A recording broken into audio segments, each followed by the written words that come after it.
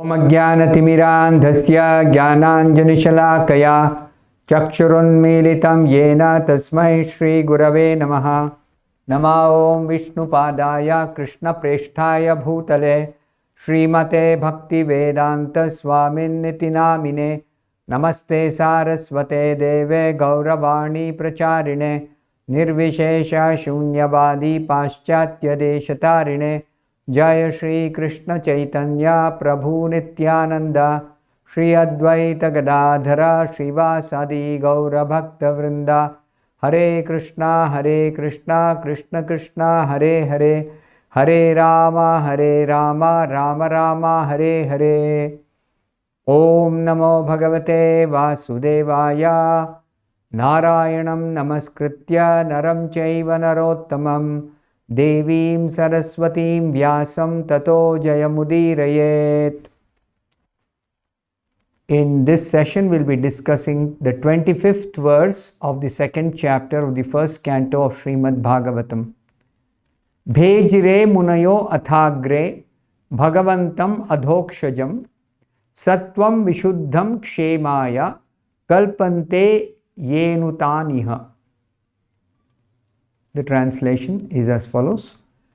Previously, all the great sages rendered service unto the personality of Godhead due to his existence above the three modes of material nature.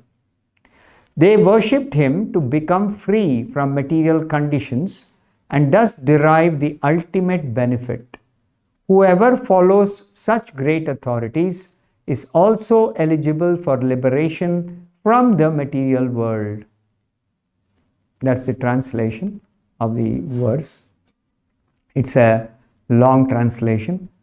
Bhejire, the word starts with the word bhejire. Bhejire means they rendered service.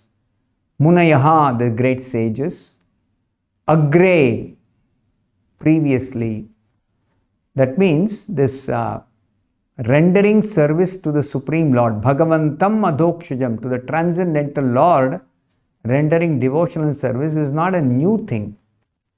It is there since the beginning of creation. And there is a specific reason why the great sages performed devotional service aimed at pleasing the Transcendental Lord. That's because Sattvam Vishuddham Kshemaya. Sattvam Vishuddham. The Lord's existence is above the three modes of material nature. Unlike all of us, including the Devatas, we are all within the three gunas.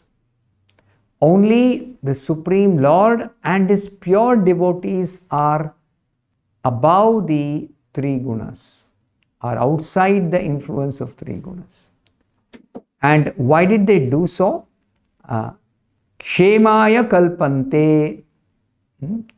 They did so to derive the ultimate benefit. So in the purport, Srila Prabhupada explains what this ultimate benefit is. We'll come to that. And ye anu tan iha. Now those who follow such great authorities, great sages, they are also eligible for liberation from material world. The sages, they worship the Supreme Lord who is above the three gunas in order to become free from material conditions and get the ultimate benefit. So, in the purport, Srila Prabhupada explains what that ultimate benefit is. So, first of all, Srila Prabhupada says, the purpose of performing religion, or following religious principles, or following dharma, is neither to profit by material gain, nor to get the simple knowledge of discerning matter from spirit. There are two categories of persons in this world, broadly speaking. The materialists who simply want some material gain.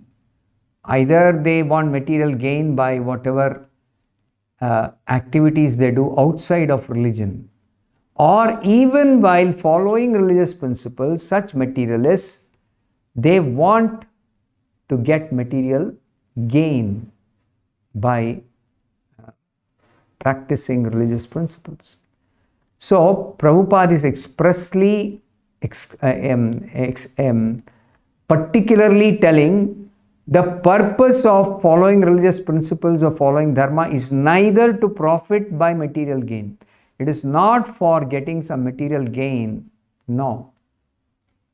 As you may recollect, Bhagavatam proclaims the real dharma for every human being, which is not the cheating religious system, which is not Kaitava dharma.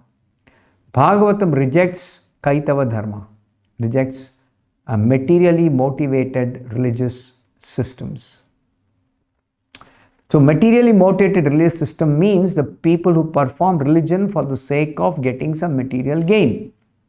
So that should not be the purpose of performing religion. And one should also not perform religion for separating spirit from matter. Who does so? Trying to separate spirit from matter by practicing dharma. They are called Mayavadis. Mayavadis want to separate spirit and matter so that they reject matter and identify themselves as spirit and want to merge into the existence of God. So both of these are not the real purpose of performing religion. The purpose of religious performances is to gain release from material bondage, to get out of this material entanglement. And after that, what next? Getting out of material entanglement. It is to regain the life of freedom in the transcendental world, in the spiritual world, to regain the life of freedom. Freedom from the repetition of birth and death, freedom from the three material gunas, freedom from the material miseries, freedom from all kinds of anxiety, fear, birth, death, disease, old age, freedom from all this. That is only possible in this transcendental world where the personality of Godhead is a supreme person. Bhagavantam adhokshajam. Bhagavanta is the Supreme Lord. Adhokshaja, he is transcendental to materially perceivable senses. Senses which can perceive materially, he is above that. So by our senses, by our mind, by our intelligence, we cannot perceive the presence of the Lord. We cannot see the Lord. We cannot understand his presence. Now therefore, Prabhupada says in the purport further, laws of religion are directly enacted by the personality of Godhead. Dharmam tu sakshat bhagavat pranitam. The laws of religion are directly enacted by the Supreme Lord. And there are the agents of the Lord who are authorized. They are called Mahajanas. Except for the Mahajanas, no one knows the purpose of religion. Why we should follow religion? Or what is the purpose of following religion? Dharma. It is not known to anybody and everybody in this world, except for a category of persons, 12 persons called Mahajanas. So these 12 Mahajanas, they know the purpose of religion, and in practicing the religious principles, what do these Mahajanas do? They all render transcendental, loving, devotional service to Krishna. Bhagavantam adhokshajam bhejire. They do render devotional service to the Supreme Personality of Godhead, Krishna.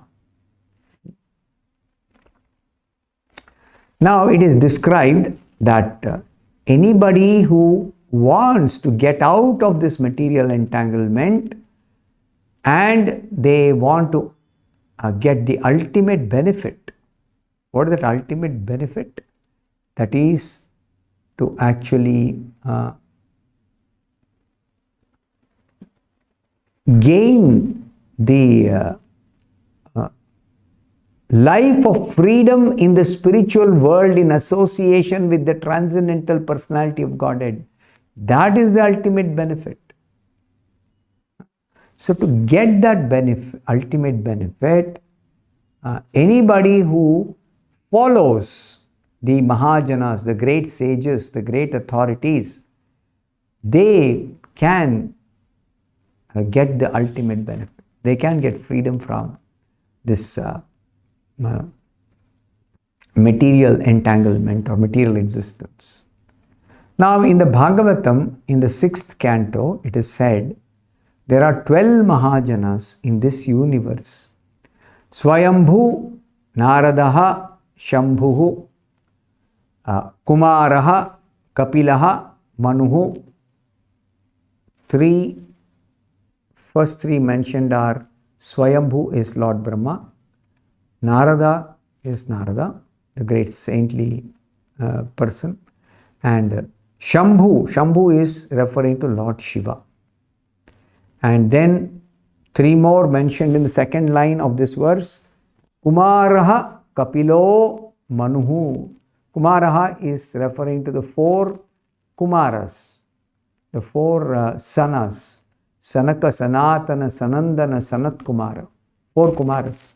The sons of Brahma who are engaged in severe austerities, transcendental knowledge cultivation, and they also are devotees.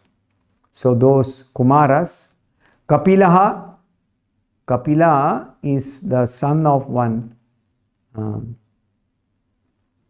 Devahuti. He is the Supreme Lord's incarnation. He appeared as the son of a great devotees, Kardama and Devahuti. Manuhu refers to Swayambhuva Manu, the first Manu in this day of Brahma. He is a great devotee, pure devotee. So he, Prahlada is the great devotee Prahlad, the son of Hiranyakashipu.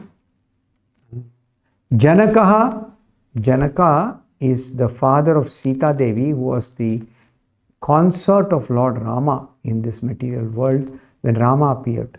She also appeared. So her father is Janaka. Janaka is actually a great devotee of the Supreme Lord.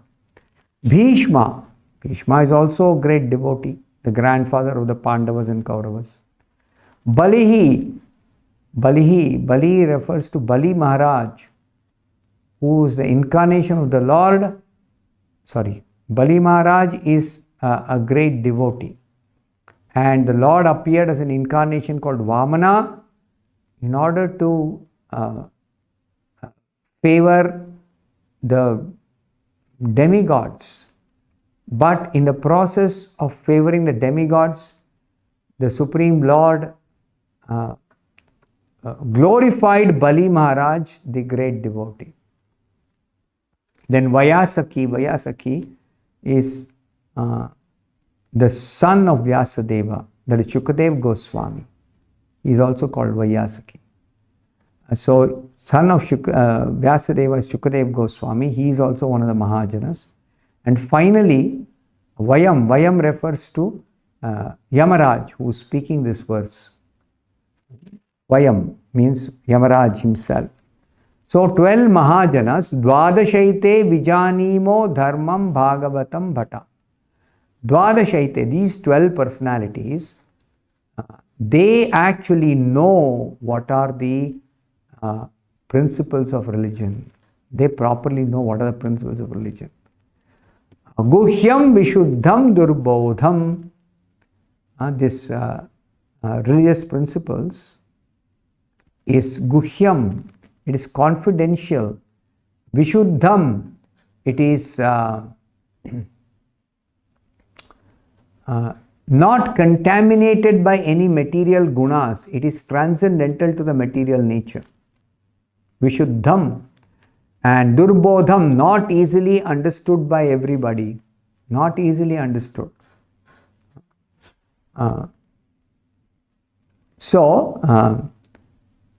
The Bhagavatam declares that 12 personalities called Mahajanas, they know what are the real religious principles. Others, unless they follow in the footsteps of great Mahajanas, they cannot know what are the real religious principles.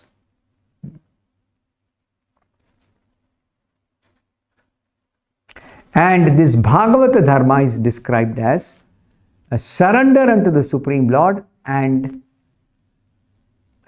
develop love for Him, which should be uncontaminated by the modes of material nature.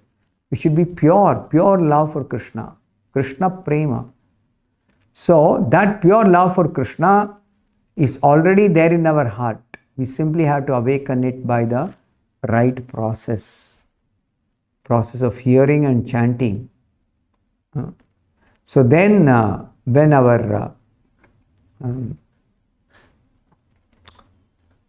love for Krishna is awakened, pure love for Krishna is awakened, then we are properly situated in devotional service. We will be situated ourselves above the three gunas.